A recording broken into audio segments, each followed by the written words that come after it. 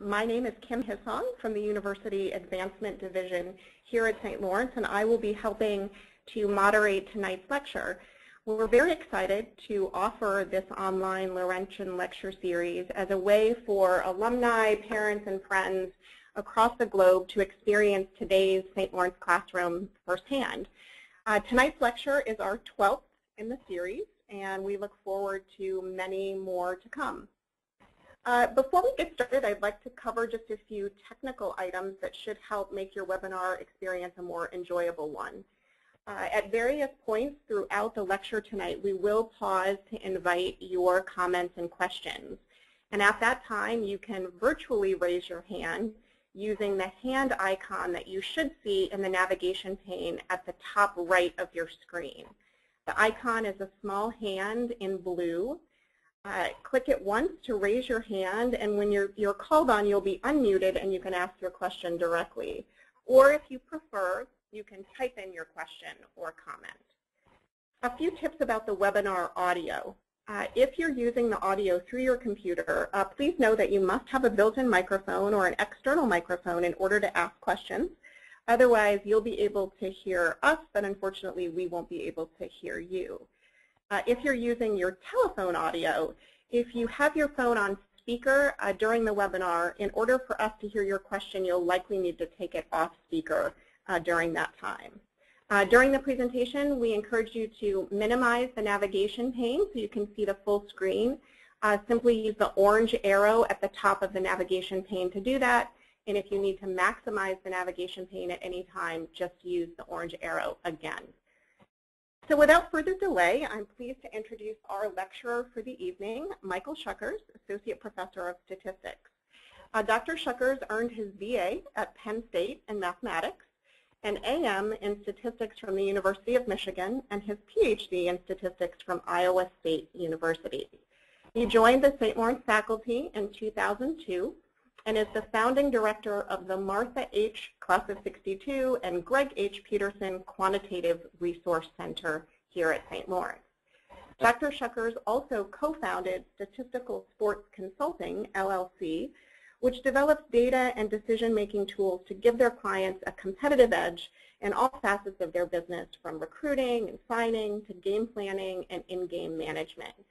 Dr. Schuckers' work in data analysis in the NHL in particular has recently been featured in the Boston Globe, Fox Sports Arizona, the Ottawa Citizen, and USA Hockey Magazine, to name just a few. Tonight's lecture is titled Modern Hockey Statistics, an Introduction. So I'm pleased to now turn it over to Dr. Schuckers. Thanks, Kim, and good evening, everybody, or good night in some cases, I think, to some folks joining us. Thanks for that wonderful introduction, Kim. As always, whenever you talk about sports, it's important, I think, to give a little bit of background. So as Kim mentioned, I went to Penn State. I grew up in Pennsylvania. And so I grew up playing high school football and doing track. I had some opportunities to play college football and turn those down for an academic scholarship at Penn State. And it seems strange in this academic journey to end up doing sports. So a little bit of how I got to this point and how I ended up doing sports. I was a fairly sports-obsessed kid growing up. My dad had played football at Colgate and also actually lacrosse for a year at Colgate. And so grew up with a lot of sports. And when I went into academia at the time, academia was not particularly a place where sports was viewed as a particularly good area to go into and do research. I think that's changed in the last couple of years. We've now actually have some academic journals in sports statistics. I ended up actually doing a lot of research in biometric identification, fingerprints and iris scans, and actually in 2002 published a book on that work and decided I wanted to take a break from that and do something fun. And about that same time, my good friend Chris Wells, who's the women's hockey coach here at St. Lawrence, was kind of tugging at my sleeve saying, hey, come on and take a look at some of this hockey stuff. And I have 3 kids, but 2 of them play hockey, or 2 of them played hockey. My oldest has decided to move to track rather than hockey for his winter sport. And so I said, yep, I'm going to forget about biometrics for a little while, take a break, enjoy this, and started doing sports, and it's pretty much become all I do in terms of my scholarship. So that's a little bit of background on me and my interests. Yeah, let's go ahead and get started.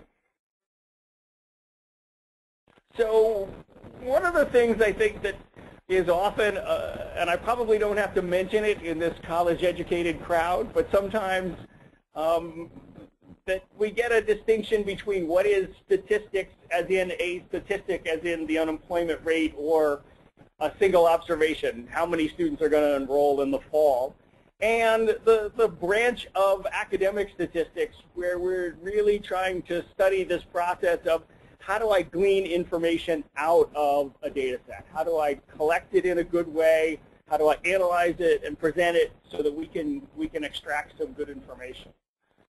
Over the last 10 years, we've seen the addition of this word analytics, I guess, to the vocabulary of this area. And I think it really is to distinguish sort of the 2 meanings that we have for the word statistic in English, or statistics. And it really is to sort of, I think, highlight sort of this extract meaning from the data that we have. And so throughout the evening, I'm going to refer to hockey statistics and hockey analytics. In all that time, I'm going to really refer to this last meaning that I have there in terms of we're trying to extract some usable information from the data. So as I mentioned, in this talk, we're going to talk some hockey statistics.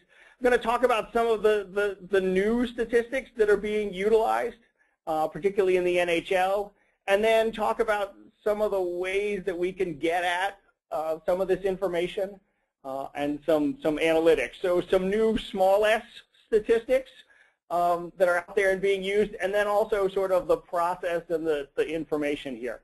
And there's that gleaned word I seem to like and use in terms of extracting. Where possible, I'm going to throw out some of my own work and talk about it.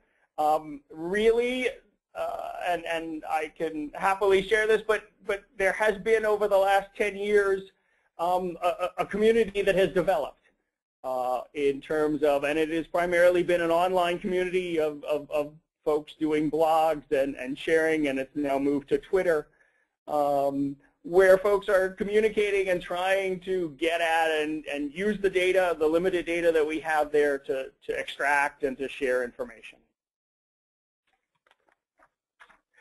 So yeah, just talking about where things are in terms of sort of a Moneyball sort of thing, hockey is behind. It is certainly not where baseball is, or basketball or football, and football there both meaning European soccer and American football.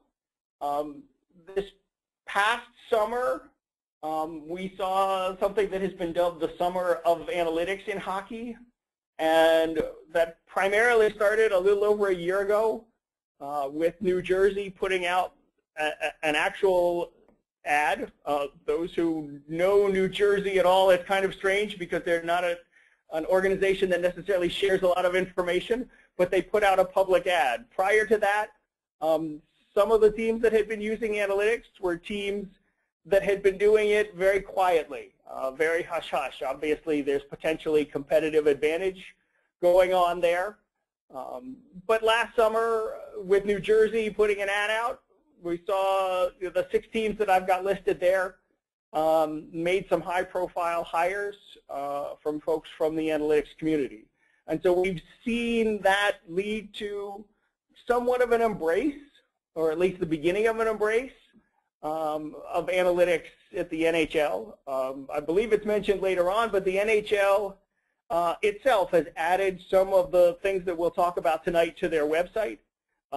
They did that at the end of February, so that's a fairly recent thing, and they are referring to what they've added as enhanced statistics. And here are some of the other teams that have been involved.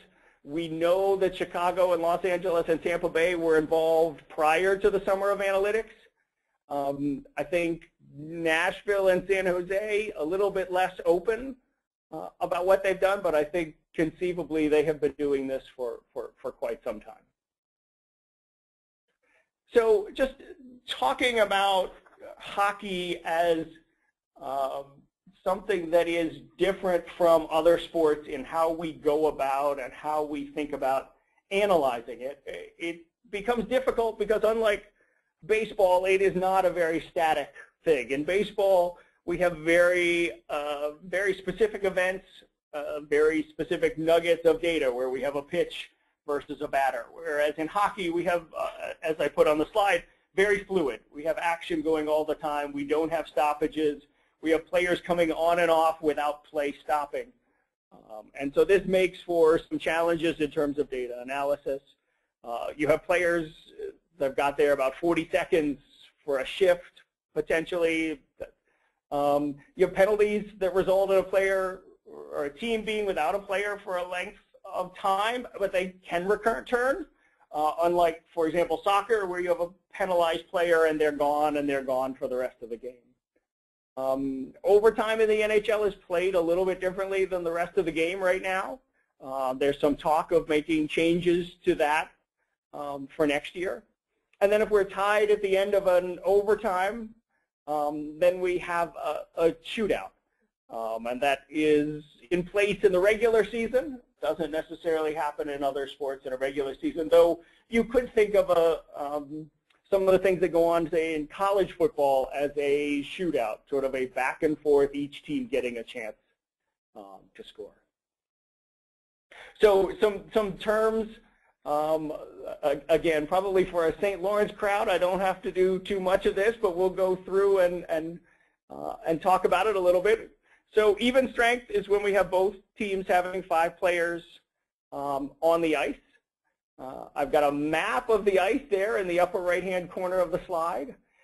We generally think of a scoring chance as coming from that yellow shaded region, sometimes called home plate, sometimes called a grade A chance, but generally we're going to call that a scoring chance. And we think of that as a place where you have a higher probability for goals to occur. Power play, when you have more players on the ice than your opponents. If you're on the opposite end, that's a penalty kill, or you're being shorthanded, so you have fewer players. The offensive zone being the third of the ice closest to the opponent's goalie, your defensive zone closest to your own goalie, and neutral ice, roughly, they're not exactly thirds, but roughly the center third of the ice. We're going to talk about points. There are 2 types of points, and we'll mostly focus on team points. In the NHL currently, it's 2 points for a win, 1 for a loss in overtime, and that would also include the shootout, and then 0 points for a regulation loss. For players, generally, think of a point for a goal or an assist. We'll talk about save percentage. That's a percentage of shots faced that are not goals. And a shooting percentage is percentage of shots taken that are goals.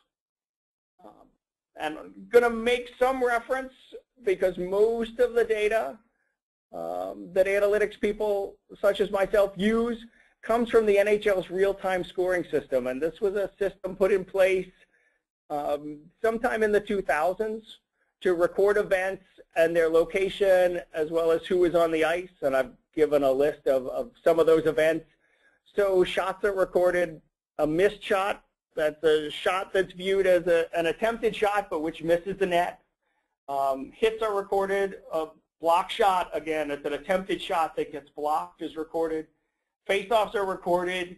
Giveaways and takeaways are recorded. I've got the 4-letter shorthand that the RTSS uses for give and take there.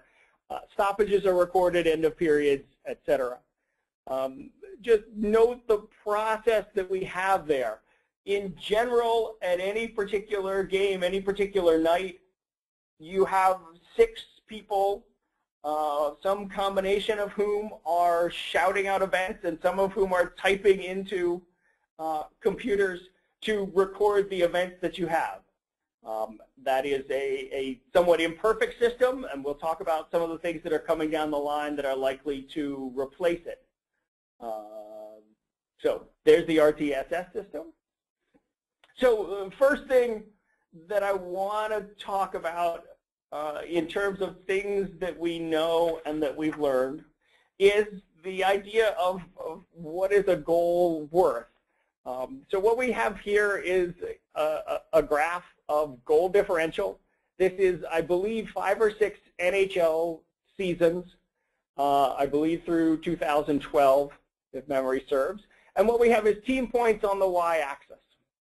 And the red line there, its equation, this is a intro stats sort of linear regression line of best fit here. And so the predicted number of points would be 91.6 plus 0.33 times the goal differential. And this is a fairly strong relationship. We've got a correlation here of 0.94. So a very, very strong relationship, one that we've seen repeated year after year there. And so the things that we can get out of this are, well, I'm going to try and turn this into what is a goal worth in terms of a win? And then we're also going to talk in terms of monetarily, what does that mean roughly? So what is a goal worth using goal differential? I'm going to use GD for goal differential. So in terms of wins, what we're saying for each additional goal differential, I'm getting 1/3 of a point, roughly. That means that 3 goal differentials is going to equal 1 team point. So then 6 goal differentials means 2 points, means a win. One way to think of this is you're in some game in the 3rd period and you get an extra goal. And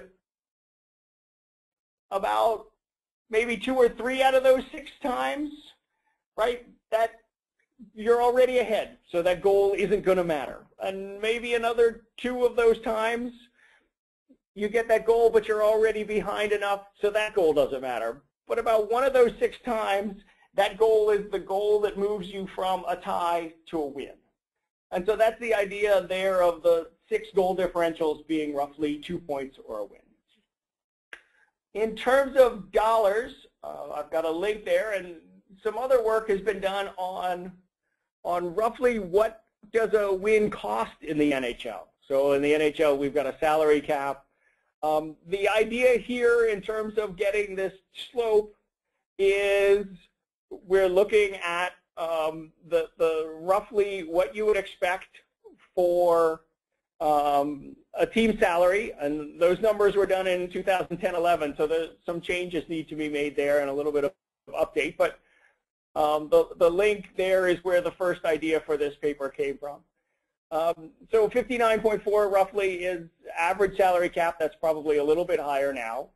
12.3 would be what you would have to pay as a bare minimum to have basically minor league players playing in the NHL.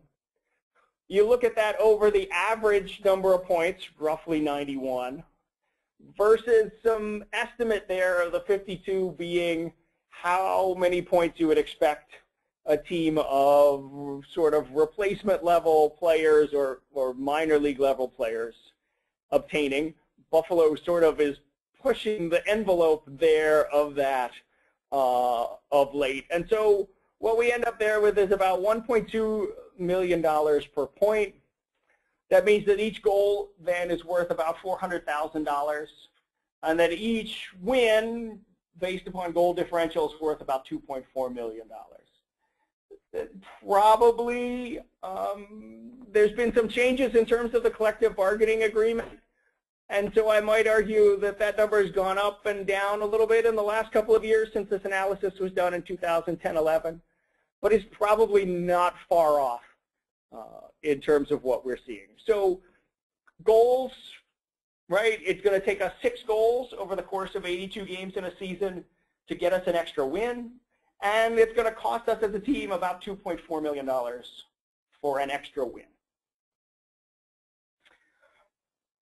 So the next topic that I want to talk about is one that really received, a good bit of attention, and this is what are called Corsi and Fenwick numbers. And I'll have to apologize. Hockey analytics folks don't have great names for a lot of their metrics. So the Corsi number is named after Jim Corsi, who used to be the goaltending coach in Buffalo. And if you read Bob McKenzie's book, it's somewhat related to Jim Corsi, but Corsi sounded better as a name for something. But it essentially is for a player when they're on the ice, or for a team, you count the goals that occur, the shots that occur, the missed shots, and the block shots. So that would give you a Corsi number, and then you count all of those for both teams when you're on the ice, and what percent do you get of all of them. So a good Corsi percent for a player would be 55 or 60%. That is, when their team is on the ice, they are getting 55 or 60% of the goals, shots, missed shots, and block shots. Fenwick is essentially the same idea, but it takes out block shots, with the idea being that some teams are going to be much more aggressive about blocking shots than others. And so, and again, here we have one of these crazy names. Fenwick is named for Matt Fenwick, who was a blogger who sort of suggested this might be a reasonable thing to do.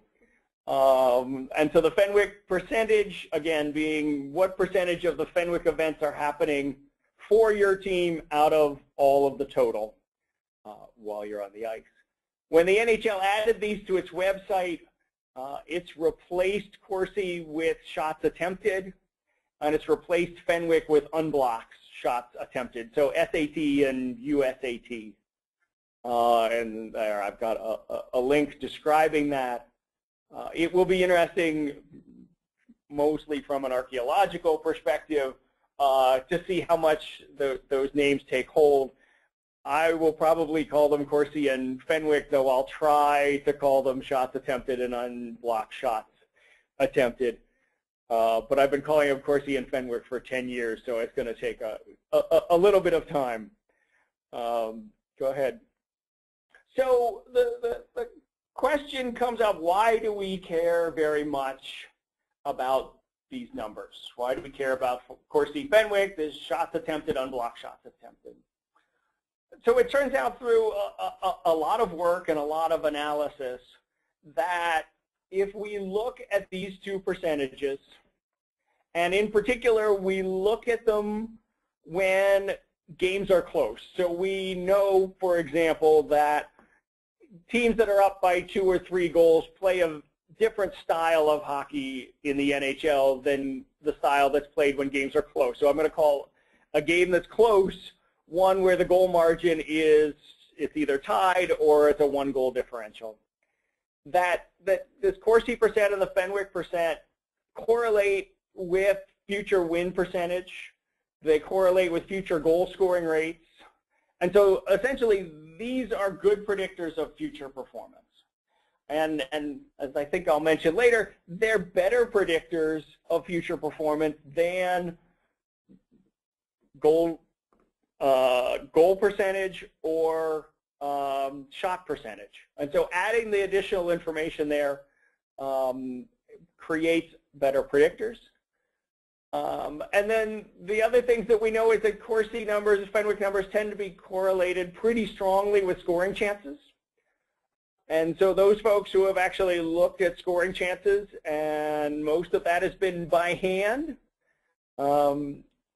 is that they correlate pretty well with those. Corsi and Fenwick tend to get called possession metrics. That is, they are thought in some sense to be proxies for what percentage of the time does a team have control of the puck. That is, so a little bit of background, the NHL for sometime in the late 90s actually tracked percentage of possession time in each team's offensive zone. They stopped doing that for no one knows what reason, but they stopped. And so we don't have that. What we do have is a small number of studies suggesting that Corsi and Fenwick may be good proxies for possession.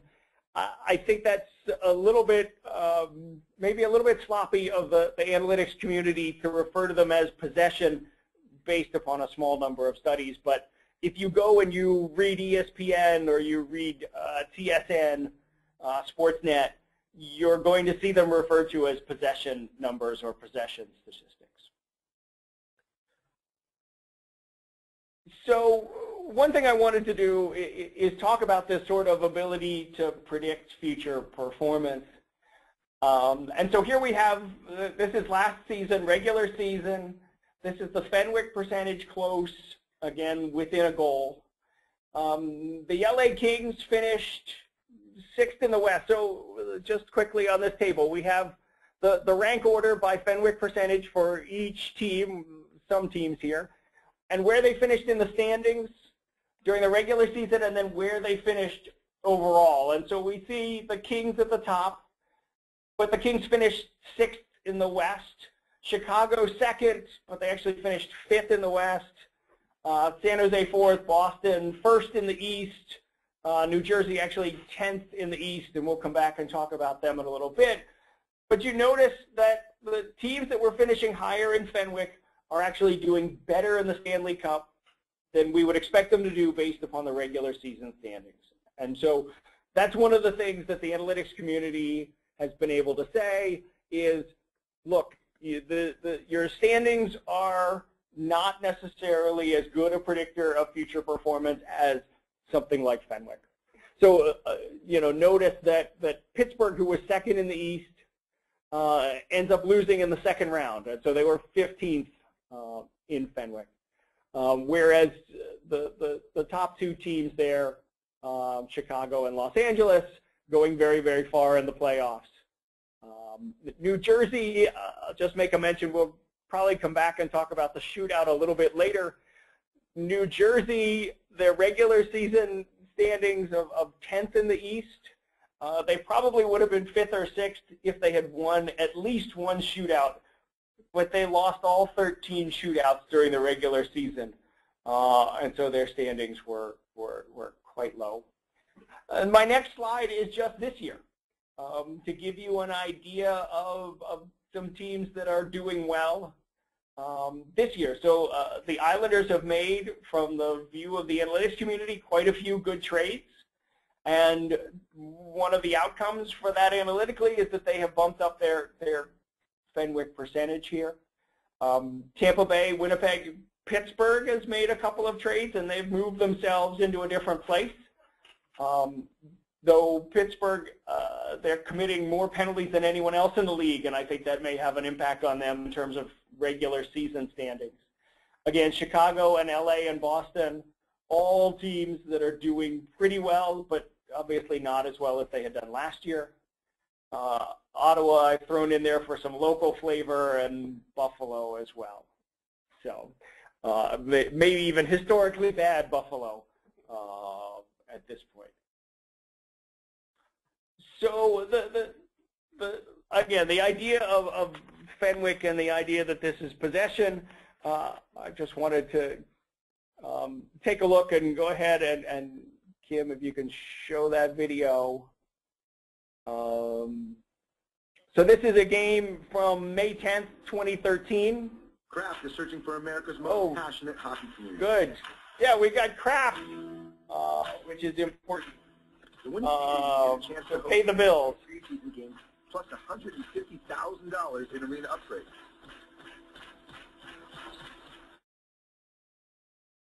Up your community score at CraftHockeyVille.com. Kraft Hockeyville, for the love of hockey. Yeah, I'm going to have Kim pause it. I just want to, so I believe this is a Stanley Cup playoff game. In the third period here, this is Boston, Toronto. I believe the score is 2-0 Toronto, and I'm sorry for the Boston fans here. It goes well, but the game doesn't end well here. And we're going to look at, for now, just want you to pay attention to, this is what happens with possession. Shooting position, he leads all of the Bruins with 6 shots on goal. There's the Leafs wingers getting into the action, but they couldn't get the puck up. Morton slammed against the boards by Dion Phaneuf. Trying to pin it there. Gunnarsson coming over to help, and he's lost his teeth, and back to save the day, perhaps, his Bozak. The Kuhlman against the pinching Chara.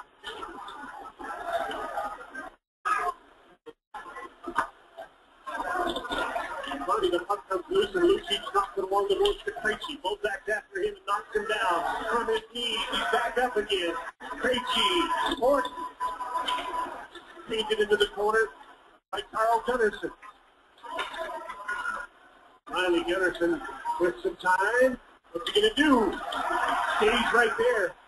Lucic, checked by Phaneuf. Goes to the basket over there in the corner. Down to the boards, another pitch here by Seidenberg, and he holds the Leafs in. Lucic up against Phaneuf. Gets to the corner, throws the puck back. Chara with the shot, on to the corner, the rebound. Horton can't get tied up by Bozak. Chara again, Seidenberg. And but he got the puck into the corner. That's why he needed to be stopped. This line needs to change. Chara fires, kicked into the corner. Here comes Seidenberg up against Grabowski. Kept the puck in. Krejci, Chara.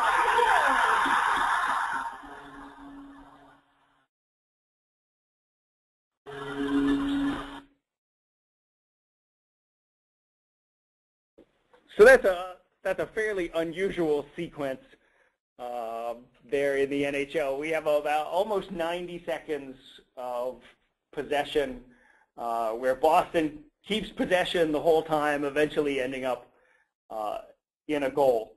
And so again, the idea here, Svenwick and Corsi, in some sense, is a proxy per possession. Boston getting 2 or 3 shots in there. But again, they're having possession, but it is not completely measured by the sorts of things that we're after, or at least the sorts of things that we've been looking at. And so the possession there, not perfect, and we'll also talk about some of the data from that sequence in a little bit.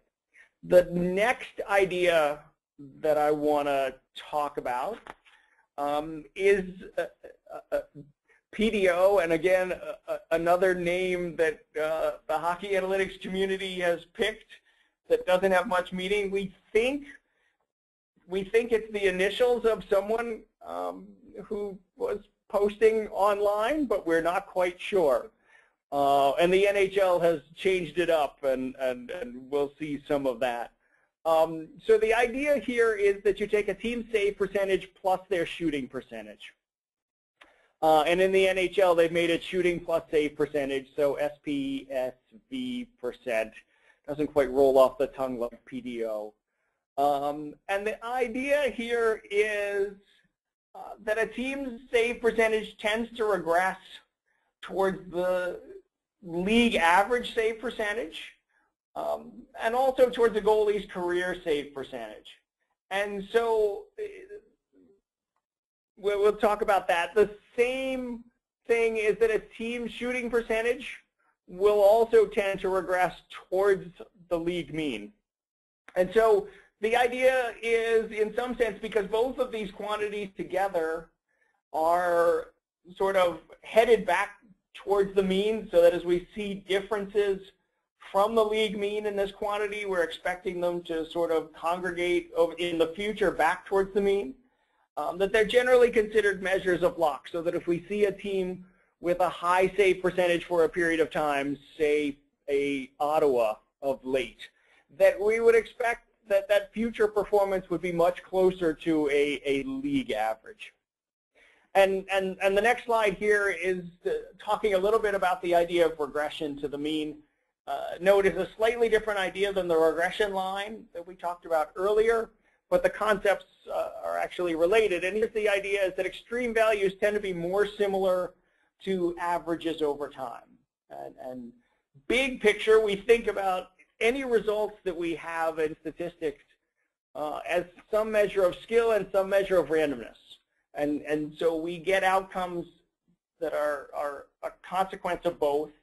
And if we see things that are very high or very low, we recognize that those are going to be due to both skill and luck, but that over time the luck parts of those are going to tend to bring us back. And so we think that the luck and the chance will even out, and we will head back towards the mean for those extreme values. And often we think of things like a sophomore jinx. Back when I was a little kid, there was a Sports Illustrated cover jinx. I don't know if kids still have that today. But the idea that you would be on the cover of Sports Illustrated for having a great 2 weeks, and then the idea was always, oh, well, it was because you made the cover of Sports Illustrated, you weren't keeping your eye on the ball anymore or eye on the puck, and you were going to have a drop-off. And as statisticians, we tend to say, yeah, it's more likely that things are just going to trend back towards the mean over time. The same sort of thing you have as a sophomore jinx, that someone in their first year, usually a rookie, this going back to baseball a little bit, but a rookie performs better than anyone expected, particularly well. Then in their second year, they don't perform as well, and there's all the stories of, oh, the league catches up to him, everybody's figured him out. In some sense, it's just the luck catching up, and we tend to have results closer to the mean, which would be more in line with what we would have expected. So the classic PDO example is actually two of them that come from 2010-11 in the analytics community. So in the previous season, Dallas, who I believe here is the red line, had finished 12th in the West. But in January of 2011, which would be somewhere near the left-hand side of our graph, Dallas found themselves in third place. Actually, probably more towards the second or third vertical bar there. Dallas found themselves in third place. And at that same time, New Jersey found themselves in 15th. And New Jersey, the blue line at the bottom, again, we see both of those lines converging back towards 1,000. So a PDO, again, adding a save percentage and a shooting percentage together to get roughly 1,000 is what we would expect. And of course, you can go back and look at all of the wonderful stories about how Dallas had made great coaching changes, great decisions, all of these wonderful stories, right, about all the smart things Dallas had done, all the good trades. And then slowly their luck runs out over the rest of the season. They end up finishing in 9th place and out of the playoffs. And so there's a link to a much longer article that goes through and describes this if you'd like to take a look. But again, it's sort of the classic, we see a team riding high in the middle of the season, all sorts of great things that we're hearing about them, and their luck is eventually runs out. So in that same vein, here are the folks from last season who had particularly high and particularly low. I'll get it right. Shooting plus save percentages. And so the teams with particularly high, and we think of teams, if a team is above 100 or below 99, we think of them as sort of outside of the range of what we would expect there. And so you can see the top teams there ended up losing. I mean, Boston being the 1 seed, Anaheim being the 1 seed, and both losing in the second round. So in some sense, maybe sort of outperforming what we would have expected of them, and that coming back to haunt them. We saw Montreal, Detroit, Tampa Bay. Tampa Bay is maybe a special case because their goaltender got hurt just before the playoffs started. But again, they still lose and still were a team that was somewhat lucky. And then the bottom there, the unlucky ones from last season, yeah, there. And then let's take a look at next slide, which is this year. And so some teams that possibly are going to see have some downfall. there, the Rangers in New Jersey, Pittsburgh, Nashville, St. Louis, Montreal at the top of the teams that we might expect to see some decline.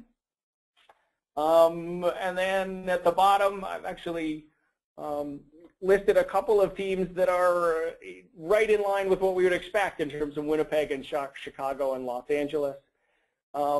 Buffalo, even there, they're 16th in the East as of this past weekend. They're getting a little bit lucky in terms of that, in terms of their shooting and their save percentage. A lot of this come back to why do we like using these measures. They are certainly not perfect measures by any stretch, but we do find them to be predictors that are good predictors of future performance and better than goal percentage, better than the percentage of shots on net, better than winning percentage, and that we found these to be, as a community, we found these to be robust. They show up over multiple years and multiple circumstances, regardless of what are the teams that are involved there. And the same is true. With PDO. So that gives you a sense for some of what's going on. There are some pieces that are missing, right? And there's some ongoing work trying to incorporate some of, the following things that we've got listed here into the analysis. So one of the big ones, and we'll come back and talk about this, is shot quality, which is sort of the average shot probability for a particular goal, for a particular team, with the idea being that for the analytics community, if looking at a team, say a team's defense and for the shots that they've given up, it tends to average out over the course of a season. And so there is not much difference in average shot quality over the course of a season. And so while shot quality matters a good deal in an individual game, it doesn't seem to matter much in terms of the course of a season and predicting future outcomes. Penalties are one that I think has been a bit overlooked and is a place where the penalty information could be used. We do know that players who tend to draw penalties, that tends to be something that you can predict in the future. Quality of your power play, quality of penalty kill, quality of goaltending, these things are probably things that have small effects, but are not having the big effects that, say, a Fenwick or a PDO are.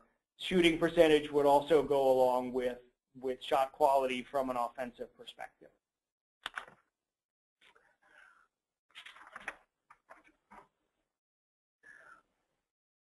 So I mentioned the sports narrative as it related to Dallas and PDO here. So our results are some combination of skill and luck, or a statistician might say randomness. This is an opportunity to open up to some questions. So this is a nice spot to take a break and talk about some of the things that, some of the questions that you might have. Okay, great. Again, just as a reminder, if you have a question or comment, you can either use the hand icon to raise your hand if you'd like to ask your question aloud, or if you feel more comfortable, you can also type in your question or comment. So it looks like Rajiv has a question that he would like to ask. So Rajiv, go ahead. Hello, can you hear me? Yes. Yep. Oh, so I was going to ask if we have a Fenwick percentage for SLU hockey team. It's a great question. One of the things I think that if we have 6 people at the NHL, we probably have 1, maybe 2 for the SLU team, and so we may have that for our own team. We don't necessarily have and trust results from other teams to make something that is comparable. And so generally, because there are big differences from rink to rink in college hockey in terms of of what is recorded. Haven't really had a lot of people investigate or look at something like Fenwick at the college level. Great. Here's just a comment from Bruce Carlisle. It says that you should use the video of the Gavin Bayreuther tying goal in Lake Placid to demo this point. Not quite as long, but plenty of possession and shots. Yeah, no, that's a great comment. And it's also one that's good to illustrate pulling the goalie, which, depending on time, we can get a chance and we can talk about in a little bit. A question from Tom Moore. He says, has anyone used a data mining approach to develop better metrics? Yeah, so we are starting to see the beginnings of some things that are more sophisticated. And I'm going to talk about what might be more sophisticated, more data mining sorts of things. While it's not well known, I think that there are some things out there that actually do better than Fenwick and Corsi, and they are based on using more sophisticated approaches. I would say Brian McDonald, who used to be a professor of mathematics at West Point, and who was hired by the Florida Panthers last summer, would be somebody who's developed some of that sort of work.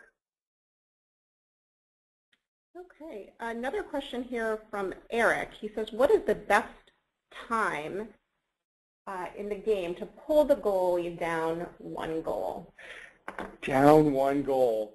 So I'll answer the question, and then I think we can come back to it because it's one of the topics that I want to get to a little bit later on.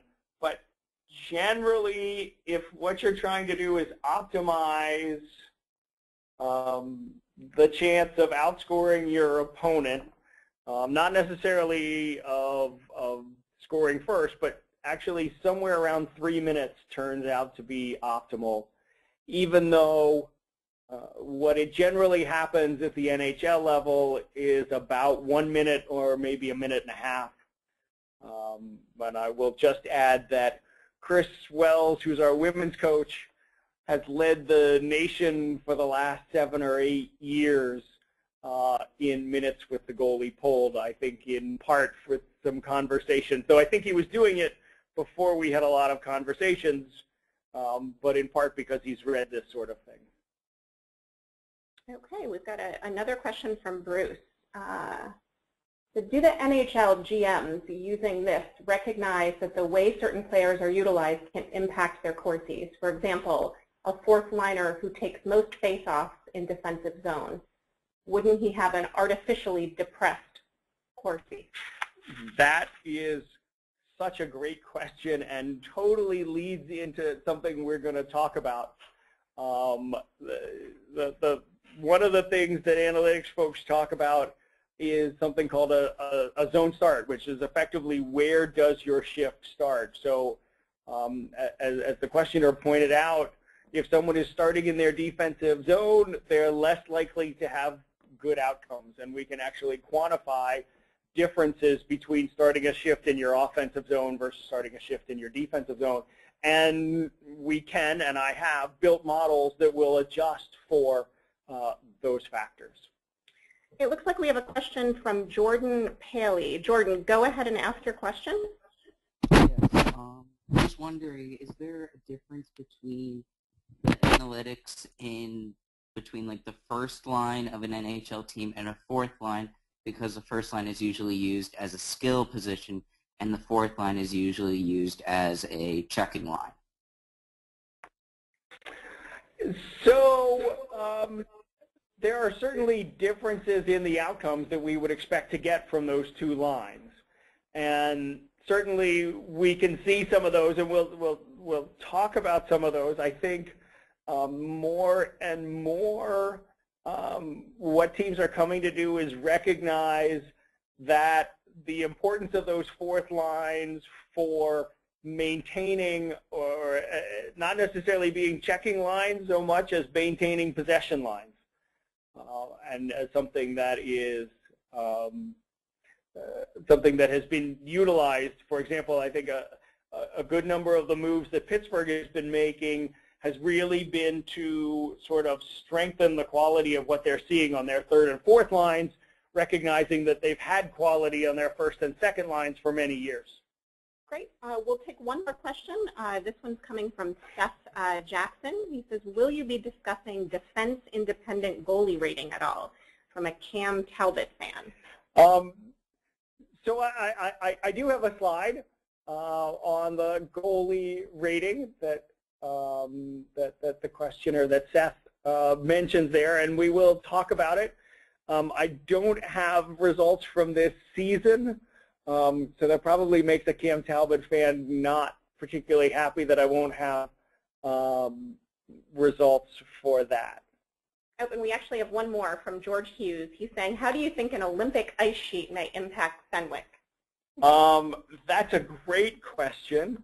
I don't have any data on that, and so as a statistician, I always like to fall back on data.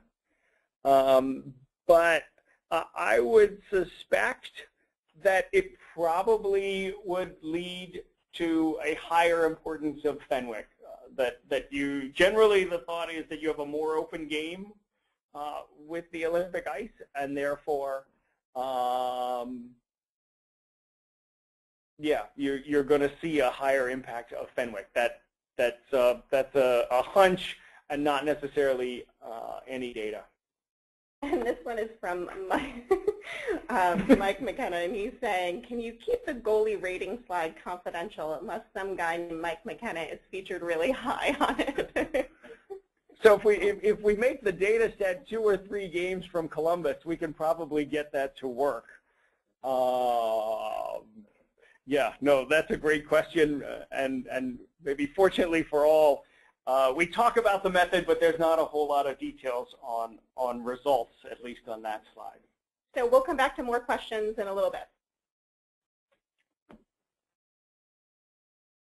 Okay, we're going to get now into a little bit more analytical viewpoint and get to some of the more analytic things. So from a statistician's perspective, we really think of hockey as a binomial game, right? It comes down to goal or no goal, 0 or 1.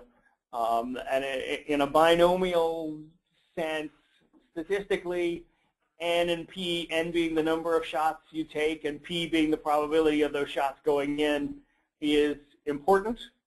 If we make M and R what our opponents do, then we can think of goal differential as this, I might call it a lovely equation, but this equation where you have EV for even strength and PP power play and SH for shorthanded. And we could build models for dealing with this sort of thing, but that's just a sort of a framework for thinking about it. Yeah, I guess I mentioned shot quality a little bit, and I'll talk here. So in terms of this, thinking of things as this goal differential, Corsi and Fenwick really are predictors of future ends, right? That they're saying if you get shots and attempted shots off now, you're more likely to get shots later. And I think the open question is, can we drive up or change those proportions, or can we drive down our opponent's proportions? And I think that a big part of this is lack of quality data. One of the things that we have right now, or one of the only things we have in terms of shots right now, is the X and Y locations. We have the type of shot. We don't, for example, have information on whether or not the goalie is screened, which is a big factor in terms of probability of whether a shot goes in. We don't have any information on, is this a third line D taking the shot, or is it Chara taking the shot? We know it's Chara taking the shot, and we know that has a small impact, but we can't necessarily quantify it in terms of the speed of the shot and those sorts of things. And so there's been a bit of a debate among the analytics community in terms of how much impact is there in terms of shot quality? And here, yeah, as I mentioned, it's a big debate. If I define shot quality as sort of the average shooting percentage, either that's for or against, the debate is really, does it matter some or a very, very little? We know that defensemen have lower shooting percentages, forwards have higher shooting percentages. We know that the team shooting percentage will regress. Individual shooting percentage regresses, but more slowly. And so certainly we can look at 2 or 3 years and say, it's clear Sidney Crosby shoots at a higher rate than the league average. But being able to tease that out of one season's worth of data can be difficult. And this is where I interject that the NHL, the data quality is tough. The X and Y coordinates are often far from what we might call ground truth in terms of video analysis. So we mentioned Cam Talbot, but this turns out to be especially true in some rinks. In Madison Square Garden, shots seem to be taken a little bit closer to or they seem to be recorded closer to the goalie than they're generally taken. There are a couple of other rinks that have some other peculiarities. There's clearly some biases in takeaways and giveaways and how those are handed out. Some inconsistency in rinks from what is a hit.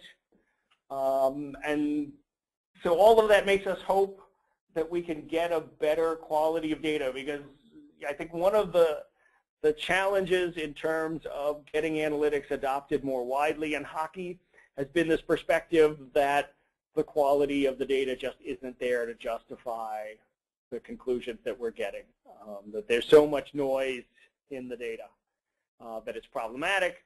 We're somewhat hopeful that video tracking is coming, much like basketball. So in the NBA, each arena now has 6 cameras, and those 6 cameras record the location of every player, their X, their Y, and their Z relative to the surface, and of the ball, and they do that 25 times per second.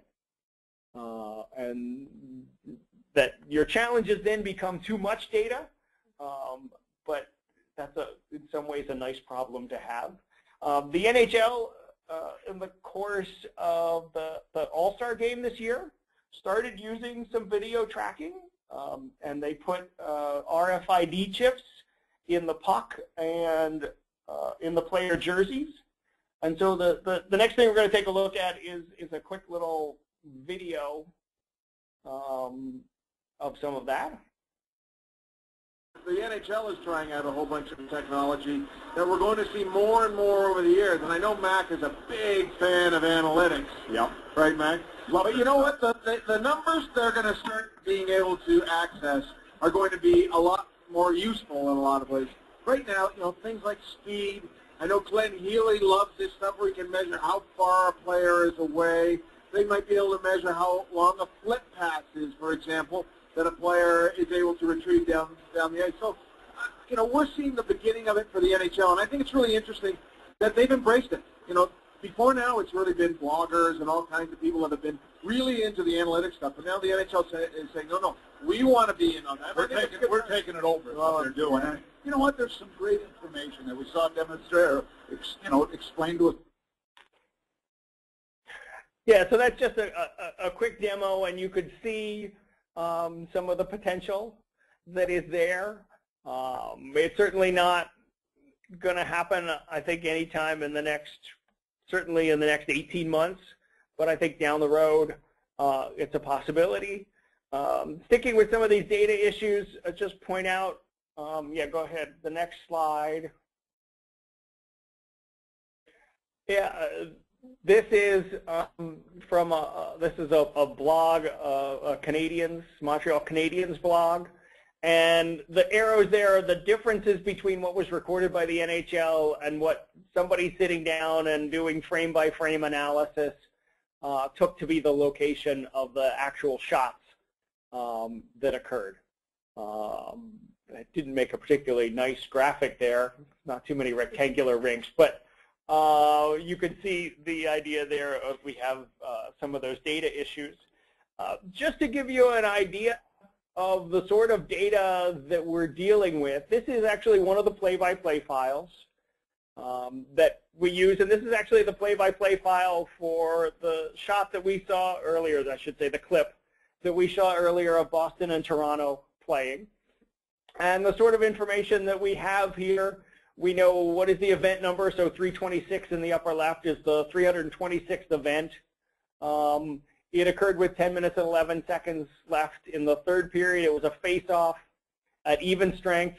Boston won in their offensive zone, and Krejci beat Bozak for that face-off. And so you have face-off, hit, giveaway, hit, shot, block shot, goal. Now notice at no time in there is there a mention of the change of possession, right? At least once in that sequence, Toronto takes possession back of the puck and then gives it up to Boston, all staying in Boston's offensive zone. And so that's not recorded. And so the granularity of what we have, looks more like this. I mean, we have, 7 events there over maybe about 70 seconds. And so you're not getting perfect detail of what's going on in the game.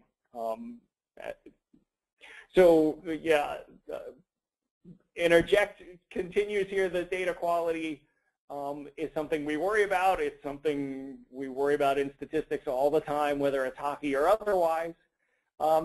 We think and we hope that things are correctable. I wrote a paper with Brian McDonald, who I mentioned earlier, where we tried to look at the different rinks and tried to adjust for the rates at which, for example, missed shots were called in each rink. And we found that a handful of rinks had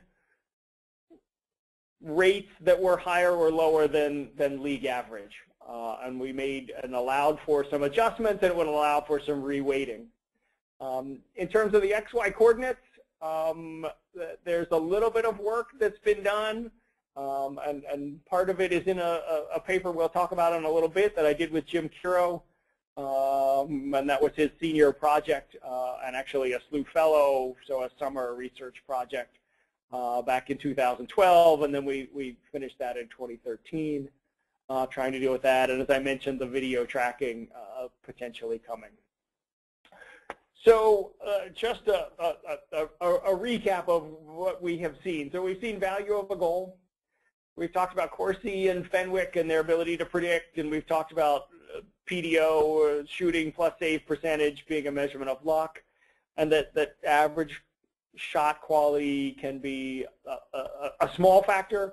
I think the more data that we get, we may see that it's an even bigger factor. Not unlike what happened in baseball, where defensive metrics were not highly valued, but once we had better ability to measure them, we saw some value in defense. So I want to move a little bit to player evaluation, because everything we've talked about so far has been at the team level. And Corsi and Fenwick were designed to be used at the team level. When we look at them in terms of player evaluations, we've got something that we call the Corsi relative percentage, so Corsi rel percent, and that is your Corsi percent when you're on the ice with a team minus your team's percentage when you're off the ice. And so that tells you how much are you doing better than your teammates. And I think this is, I've called it conventional wisdom, I think this is the most common, maybe enhanced metric that is being used for evaluating players. And just to give you a sense, Erik Karlsson, defenseman, fabulous defenseman for the Ottawa Senators. This season, he's had a Corsi relative percentage of about 3.6%. So that when he's on the ice, the percentage of Corsi events that his team has goes up by about 3.6%. And again, that's, even strength with a close score. So here are the top, I think I've got 10 players here at Corsi relative percentage. This is going back to last year. And one of the issues, we mentioned some of the context, but we have a couple of players here from the same team. So we've got Backlund and Giordano and Brody all from Calgary. Giordano and Brody are on the ice about 2/3 of the time that they're on the ice, they're together. So one thing that is hard to do is hard to extract who is really causing this jump in Corsi relative percentage. And actually Brody is, Giordano and Backlund are on the ice about 40% of the time together, and Giordano and Brody are on the ice about 65% of the time together. And so that's one of these things that contextually is I think hard to evaluate. From a statistical perspective, we'll talk about some of the ways that we can get at that and deal with those and make those sort of adjustments. Here we have this year. We see a lot of the same players. Just note, again, we've got 2 players from Boston, Bergeron and Marchand, and they're playing this year about 75% of the time together. And I think most of the analytics folks would probably say it's Bergeron who's leading that charge and having an influence on Marchand, but it is hard at this sort of level to be able to extract that sort of information. So we said the context matters quite a bit, and so here are some of the factors that folks have studied and again have found in study after study that these sort of things keep coming up again. And so where your shift starts is referred to as a zone start. And really, we'll mention this earlier, but if we move from starting in your neutral zone to starting in your offensive zone, that is like taking one of your average line mates and replacing them with a top tier line mate. So you can imagine taking a third line center and replacing them with Taze or Crosby is the sort of outcomes you get moving from a neutral zone start to an offensive zone start. Who is with them on the ice, right? If you're out there with Bergeron, that's going to have a big impact on the sort of outcomes that you're going to see. The same who you're going against. Going against a Taze, a Bergeron, a Datsuk, that's going to have an impact on the sorts of outcomes that you're going to get. The current score, we've mentioned looking at things when games are close, but those score effects definitely have an impact. Teams play different with a lead. Teams that are ahead, actually it should be the teams that are ahead get worse outcomes. And the thing is, we think that they're playing a less risky style. They don't get as good outcomes. And in particular, we see that the effects there, if those effects are occurring in the third period, we're seeing those events, I guess, extend and strengthen. And then whether you're at home or away, for whatever reason, and there's a long piece on home versus away in a book called Scorecasting, which looks at some sports analytics. But teams get better events just by being at home, whether that's a comfort, whether that's the crowd, whatever that is, we get some slightly better events there. So I would say that the conventional wisdom analytics, how do we deal with and make these adjustments, is not perfect. And so you'll see this graph that we have on the right here is a graph from March of this year, actually March 16th. And each bubble represents a different defenseman. I don't want to get into much detail other than mention what analytics folks are trying to do is sort of tease out value here from this graphical tool. And it is a nice graphical tool, and there's a lot of information there. X-axis percent of zone starts, Y-axis quality of competition. Size of the bubble is how much time you're on the ice. Color is the Corsi relative percent that you get. And Corsi tends to be preferred to Fenwick by most people based upon sample size. Go ahead. And so this is where I interject, and I've got a nice slide, but really it's all about this is where statisticians start to make their money and we start to get some value, is we can actually add in and deal with some of these contextual factors. So next slide has the worst maybe you'll see tonight is a regression equation. And so I'm going to describe some regression-based methods here. And this is just Y is our outcome. If you've taken a course, you've probably seen it as a response or a dependent variable. All of those X's are independent variables, whether they are, as we'll see, players on the ice or not, or whether they are, whether you're home or away, those sorts of things. So the statistical model here that we can use is adjusting for this context. And so the outcome here, the model is going to be some sort of average effect, home ice, all the players who are on the ice, both for and against. Did you have a shift that started outside of the neutral zone, and was there some sort of score effects?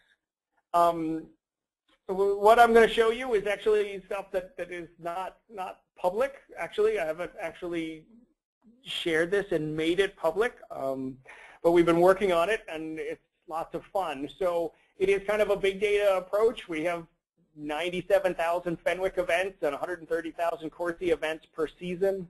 We've got about 1,200 players.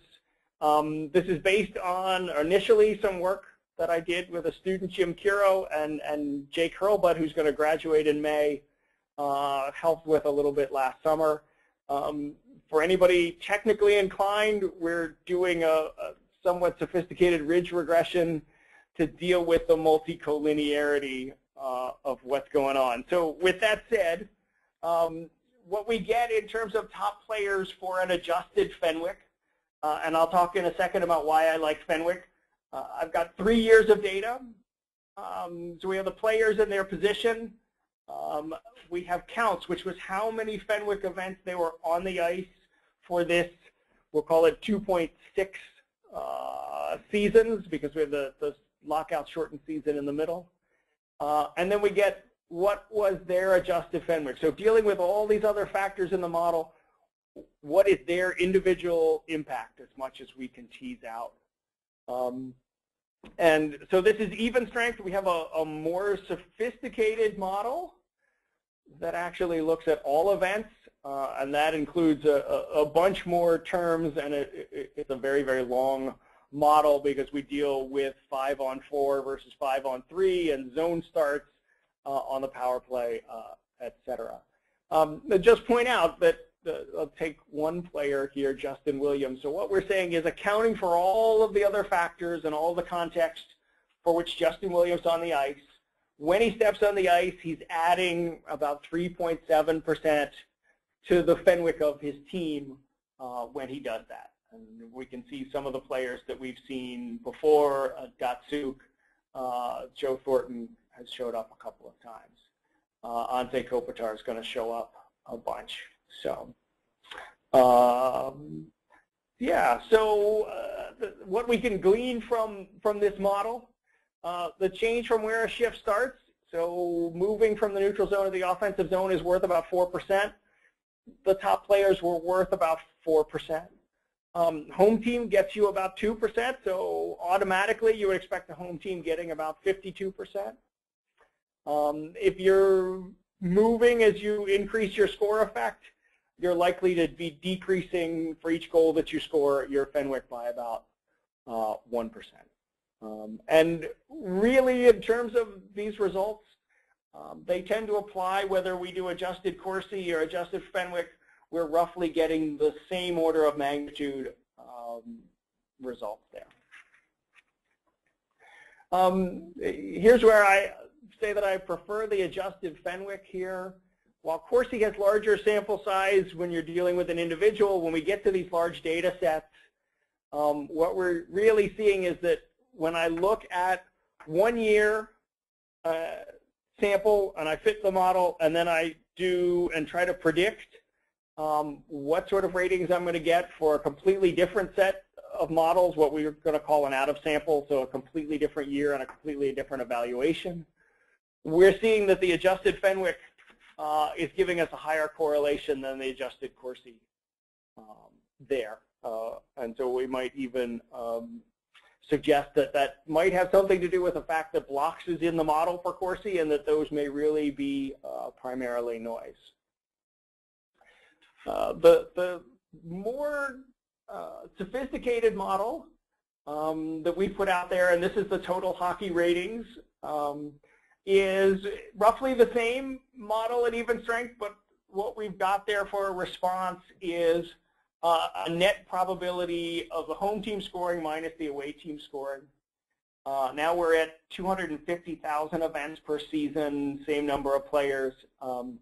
Just mentioned that when Jim and I originally did this, one season would take about 8 or 10 hours to run just in terms of analysis.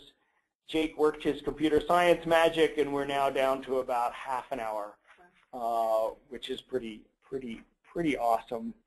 A little bit more details. We assign every event, so every event that we saw in that play-by-play file for the Toronto-Boston, we assign every event like that what we called a net probability, but probably that the home goal is scored in the next 20 seconds minus probably away team scores in 20 seconds. We do a little something special with penalties.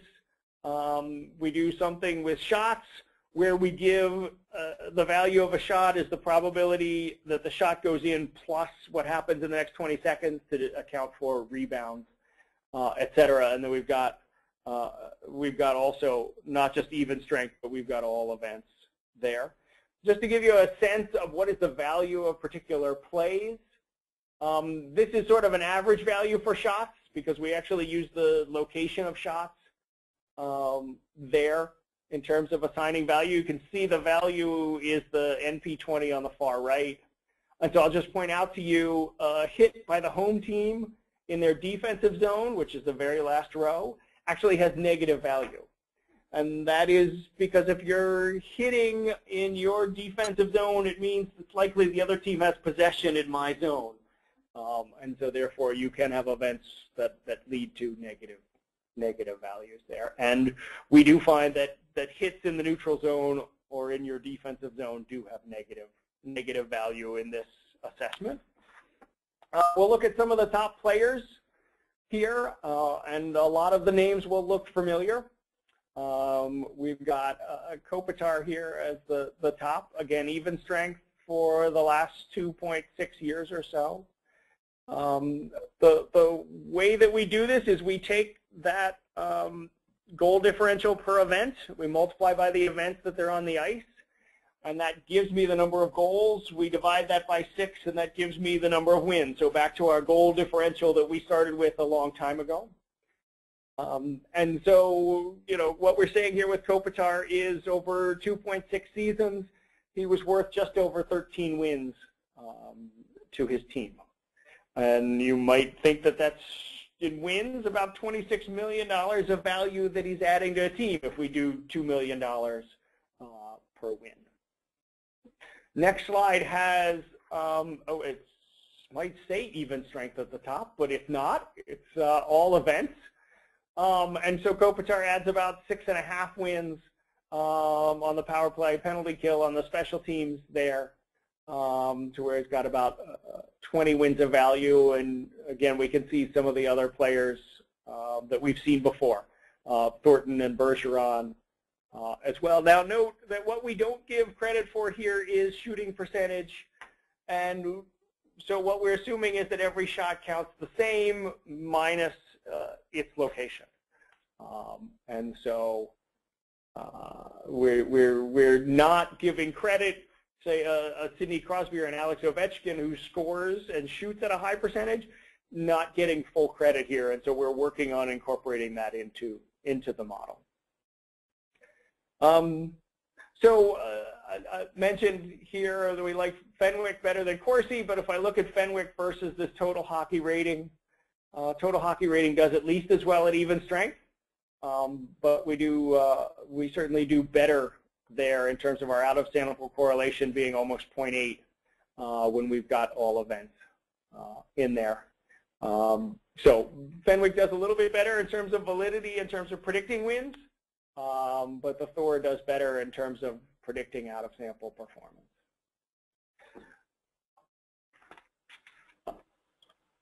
Oh, we've got about 10 minutes. 10 minutes? Yeah. Will we have time for questions?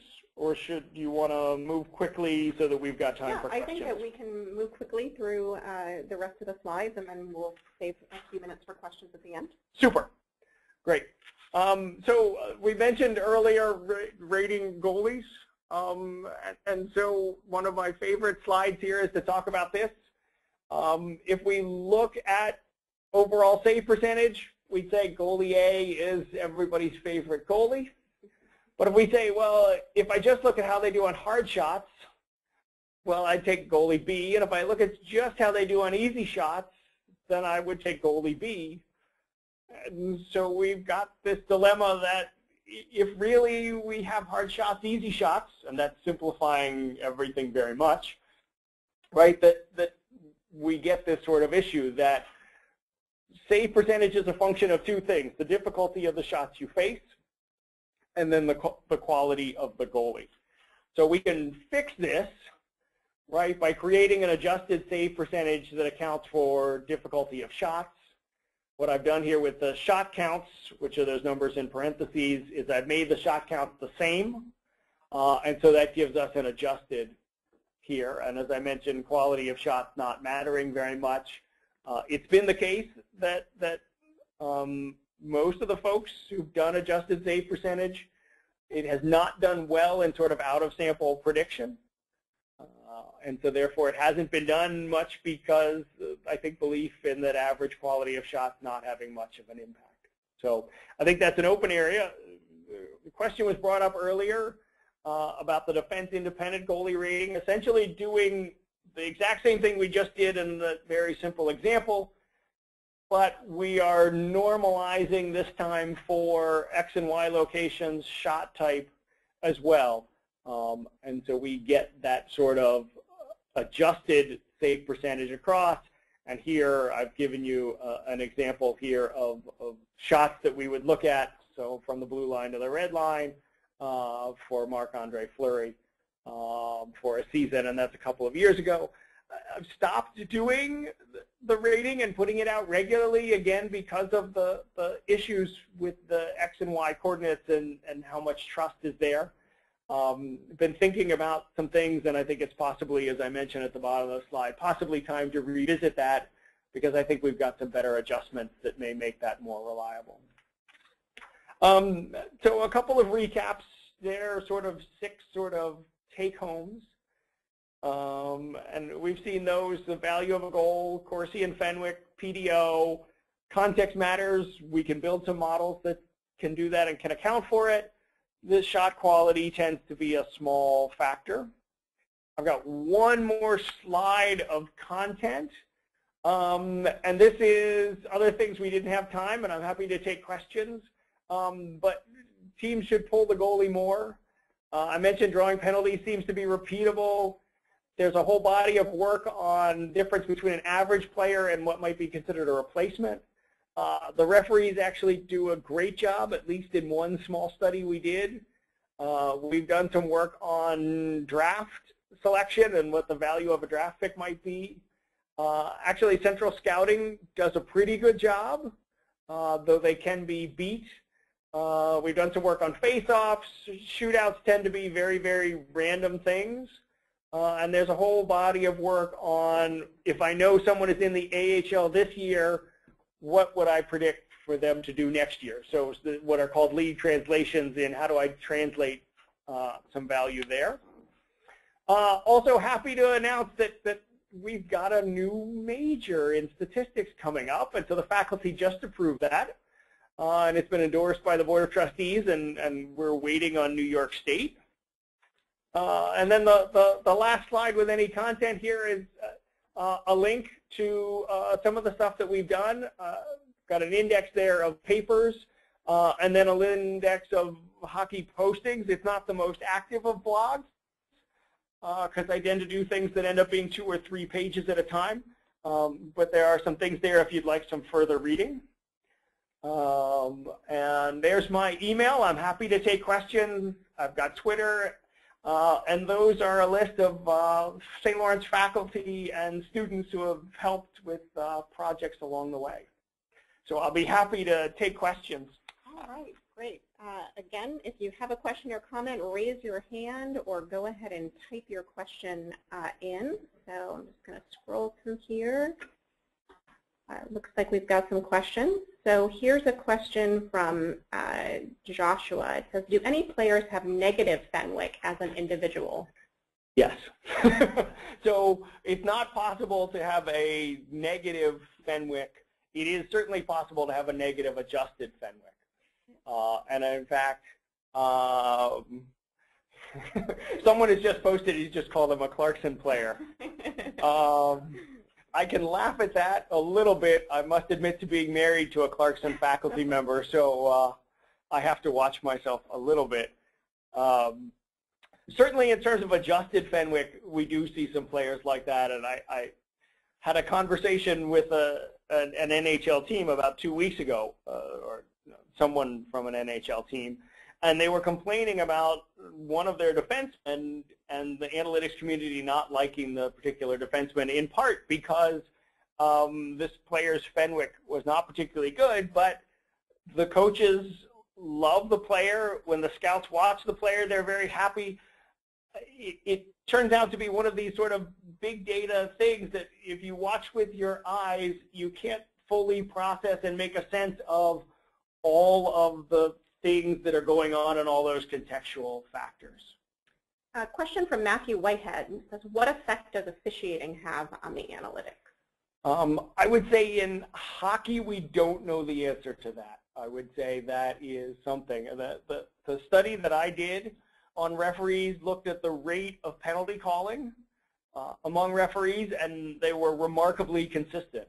And so I've used the term robot there, but I think across there's certainly going to be questionable calls, but I think over the course of a season, the rate of penalty calling among the refs is remarkably similar. Okay, Rick Hutchins says, does any NHL team keep track of the percentage of time that they score when they've pulled their goalie and the percentage of time that they are scored upon after pulling their goalie? Where are these stats, if available? I have to assume that NHL teams track that sort of thing. NHL.com probably has some sort of summary where that might be available. A couple of the other sites that are linked that I've given you, if you send me an email, I can probably point you and find a page where that might be available. Okay, you might have touched on this one a little bit, but here's a question from Jeremy. I might not. So Tuukka Rask won the Vezina Trophy last year, yet Carey Price outplayed them when they beat Boston in the playoffs. Do you think statistics for goalies need to be reevaluated?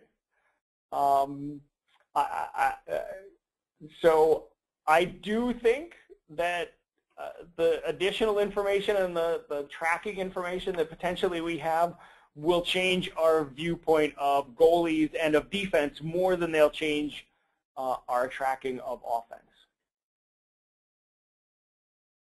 Okay. Here's another question. It says, you mentioned screened shots earlier. On a related note, has anyone looked at the scoring percentage of deflections versus clean shots? So in the NHL data, we do have a category, at least the NHL records a category for tips or deflections. The issue would be most of those tips or deflections are only recorded if it's a goal and not very much recorded for a shot. That is, one player takes a shot and another tips it. It is unclear where the NHL or where any particular rink would give the credit for that. A question from Bruce Carlisle. Bruce is asking, have you ever looked at your predictions for outcomes versus Las Vegas betting lines? Who wins? I haven't done it. I've certainly thought about doing it. I actually looked in the last 10 days at what some of the Vegas lines look like for teams winning the Stanley Cup. And I would certainly say I think there are some teams that are overvalued. I think Pittsburgh is overvalued. I think the odds for Pittsburgh winning the Stanley Cup are much lower in Vegas than they probably would be from most analytics perspectives. Great. Another question from Rajiv. He's saying, can we use this kind of predictive model approach in other sports like soccer? Yeah, I would say that soccer is probably even a little bit ahead of hockey in the use of these methods. Soccer has started to use the player tracking, and I just saw a nice presentation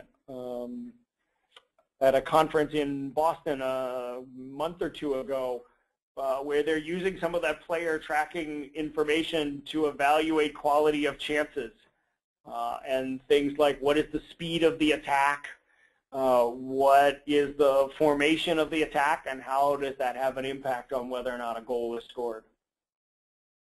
Okay, we have another question from Matthew. What's your opinion of plus and minus ratings? So I was on a panel with Brian Burke and Mike Milbury a couple of years ago, and Brian Burke goaded me into using a swear word to describe plus-minus ratings. I won't do that again, but I will say just in terms of the raw plus-minus that you would see, those are much more team measures than they are player measures, and that ideally you've got to take those with the context that they're in. A question from Seth Jackson. Seth is saying, will this analytics revolution bring unwatchable 76ers type franchise overhauls to the NHL? I think not, for a couple of reasons. I think that the depth of any one draft in the NBA is small, and so the advantages for a 76ers type approach is much higher in the NBA, because I think the drop-off from, say, the first player taken in the draft to the 10th is much larger in basketball than it is in the NHL. Lots of great questions that keep coming in. So we've got another one here from Matthew. He said, if scoring is a combination of getting into good spots and shooting ability, Chris Boyle has looked at the ability of players to get into better locations. Do you have any idea of how to account for the player's physical shooting ability? So the way to do that, I think, would be to get information on location of shots that they're taking, and then look at the outcomes that they're getting and adjust, look at what is a league average. So you could get an adjusted shooting percentage in much the same way you did an adjusted save percentage. And so you could look at that and extract that, and I actually think that there are a couple of people who have tried to do it. You mentioned Chris Boyle. A lot of what Chris has done is very time-consuming because he's actually watching every single shot and recording by hand. And so he's ended up, I think, not getting complete data sets, and that's sort of the trade-off between automated versus by hand. Here's a question from Jordan Paley. Jordan asks, with the different boards and ice in the arenas, how much of a difference does it make in Fenwick? That is, I guess, a question I don't have an answer to. I can tell you in terms of recording of Fenwick, there are some rinks that record it differently, and we've adjusted for the quality of the teams playing. But to get at what the actual ice and boards impact, that would be hard. It would probably require measurement and knowledge of when boards were changing and quality of ice maybe on a given night. So that would be a real challenge. It looks like we've answered all of the questions that we have, but certainly if other questions come to mind after the webinar tonight, as Michael said, please feel free to reach out to him to continue to ask those questions. I just want to say a special thank you to Dr. Schuckers for being willing to lead tonight's online Laurentian lecture, and thanks to all of you for calling in and being online to participate. Just wanted to let you know that when the webinar concludes tonight, you'll have a pop-up on your screen to invite you to answer a few questions. I would invite you to take a few moments to complete the survey. It gives you an opportunity to share ideas that you have for future topics or faculty that you'd like to hear from. So, Michael, is there anything that you want to say in conclusion before we end? No, thanks. Been lots of fun and lots of great questions. And yeah, if you have other questions that come up later, I'm happy to answer those. Feel free to send me an email. All right. Good night, everyone. Thanks so much.